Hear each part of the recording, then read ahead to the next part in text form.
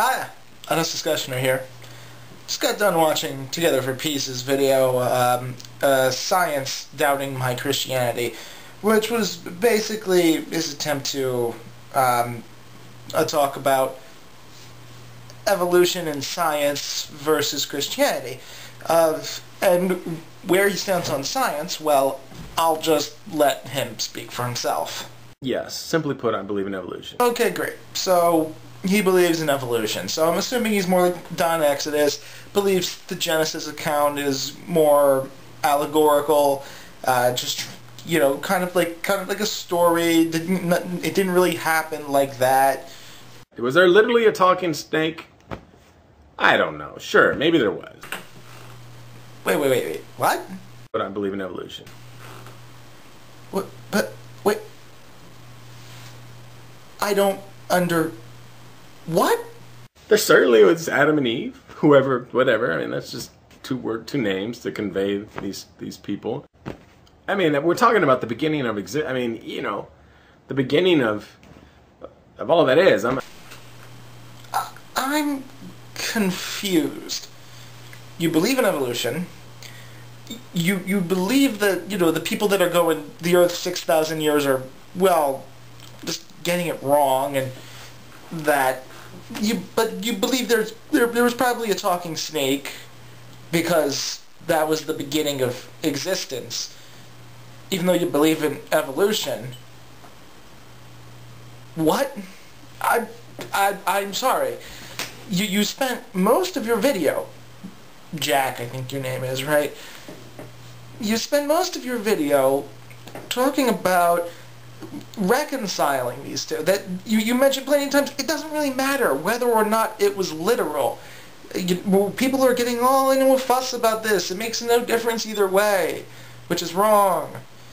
But that was your whole point, and you start the video off by basically saying, yes, I believe in evolution. Of course, you always, not you personally, but theists a lot, not all of them, but a lot of them kind of have to include this little tidbit in there. I believe that science is amazing, and scientists are constantly changing their understanding. Their understanding is changing. Their understanding of the universe and the world and things as we know it is changing. See, this is how it usually goes. They'll say something like that, try to show how science is constantly changing and therefore is unreliable. And then they'll say, well, see, and here's the beauty of the Bible. It's unchanging. It's eternal.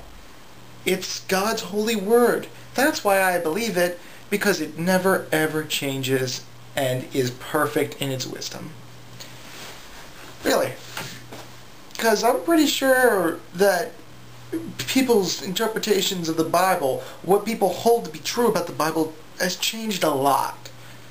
That the way people say, no, this is what the Bible is saying, has changed so much throughout history.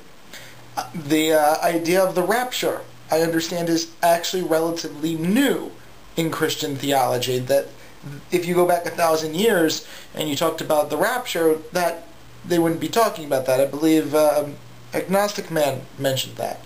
So I find it a bit disingenuous that first off they're trying to say science is awesome, which is why they're allowed to, you know, use their CD players, MP3 players, and all that stuff.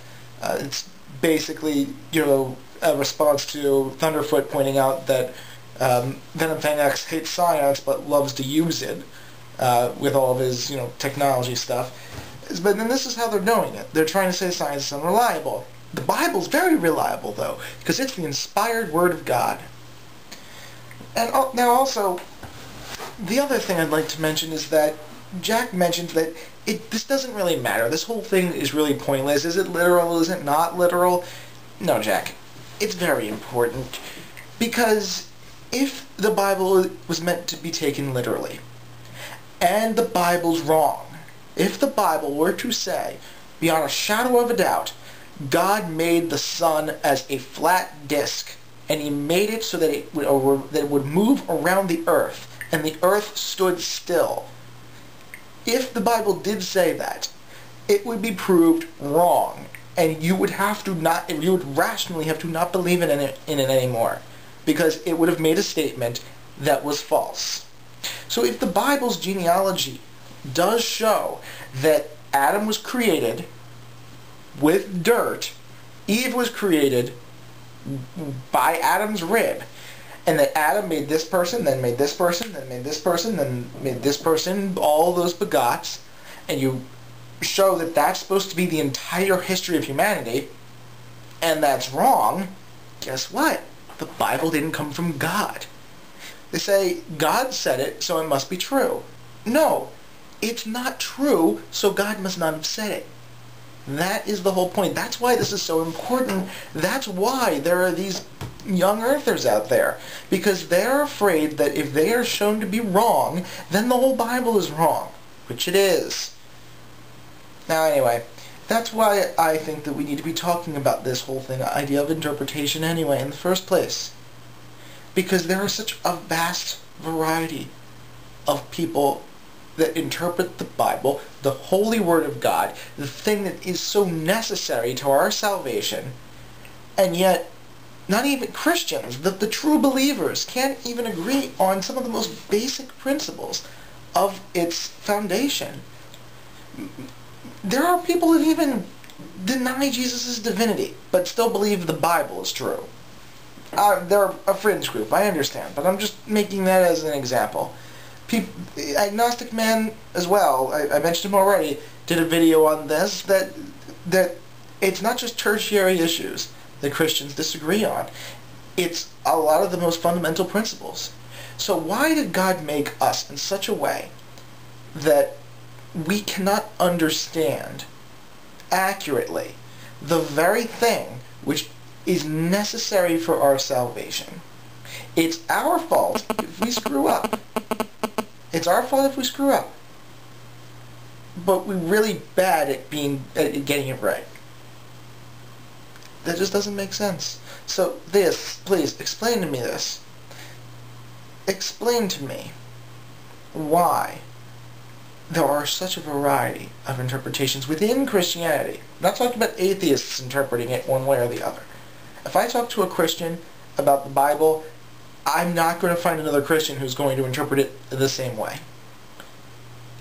At all. And not even like within the same church. There's going to be disagreement on at least some issues. Why did God make it so interpretive if it's so important that we know and understand it? I mean, God does want us to be saved, right, Jack? I mean, despite the fact that we suck so much, right? Of God. Indeed, we have. We know it. We know we're sinners. There it is. We're all sinners. We all fall short of the glory of God. And it's our fault, by the way. I mean, God has no responsibility in that whatsoever. I mean, the way He made us, the way He set up the world, none of those, influenced Adam and Eve at all. And of course, we also bear that burden of those true choices, because we suck so bad. And this is a whole other video unto itself, but I just thought I'd mention that in there because, well, Jack did. So yes, here's my main question to you. How can you reconcile interpretation with your beliefs? How can you reconcile the fact that no one agrees on the Bible completely? The very thing that's supposed to be the ultimate truth of the universe, and yet, at best, one person gets it right. At best. Because no one believes everything about the Bible in the same way. But this is the ultimate truth. How do you know your interpretation's right when there's so many other ones out there? But no, yours is right, and you're sure of it. Because you have that feeling. You have that faith. Really, it would seem that you would feel that your version is infallible. That you yourself are infallible. That all those other people are getting it wrong. Can't they just see plainly it means this? That's one reason why I have a hard time with Christianity. Because there's so much room for interpretation. And I'm just going to interpret it as being completely wrong. And that's my interpretation. And maybe I am wrong. I don't know. But anyway, explain to me how you can reconcile these issues, please. Have a nice day. Honest Discussioner, out.